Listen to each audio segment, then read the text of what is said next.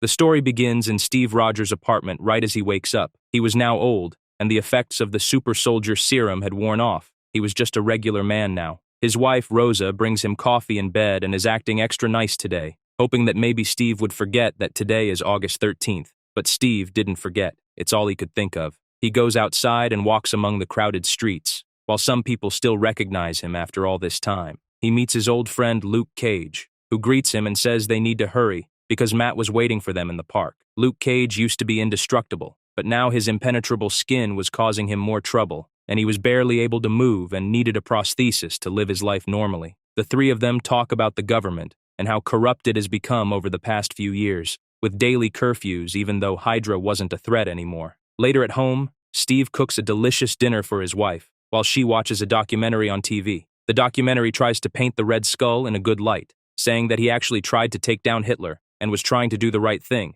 But this only angers Steve, who slams his fist against the table. After Steve Rogers retired, a new team of Avengers was created with a new Captain America, a new Thor, and a new Iron Man, who were secretly led by James Stark, the son of Tony Stark.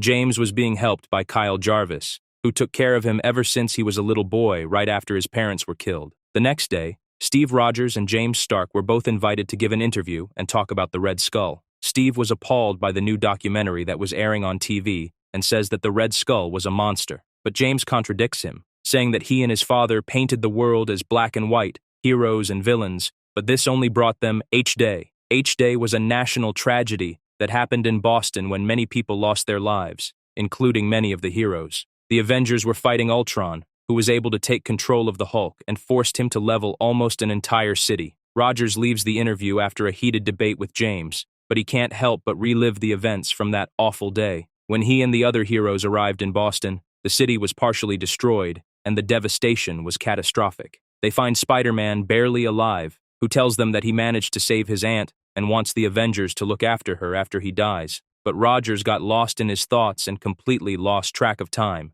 Some officers tell him to go home because it was past curfew. While walking back to his home, he sees a group of teenagers being harassed by the police and wants to help them. But the super serum had worn off a long time ago, and he was just an old man now. He still managed to take a few of the officers down, but eventually, they started hitting him with batons, and he was overpowered to the ground. Luckily, he was rescued by a group of vigilantes who attacked the police officers, but knocked him out cold as well. James Stark visits the Raft, a highly secured prison and research facility where they were doing all kinds of experiments and testing out new technologies. He enters a secret room where they were keeping locked inside a giant tank, the only thing that was left alive of Tony Stark, his head. Steve was taken inside an underground lair, but he had to be blindfolded according to protocol. Luke Cage greets him, saying he is sorry for the harsh treatment, but they have to protect themselves. Cage organized a resistance to fight against the corrupt government and call themselves the Defenders.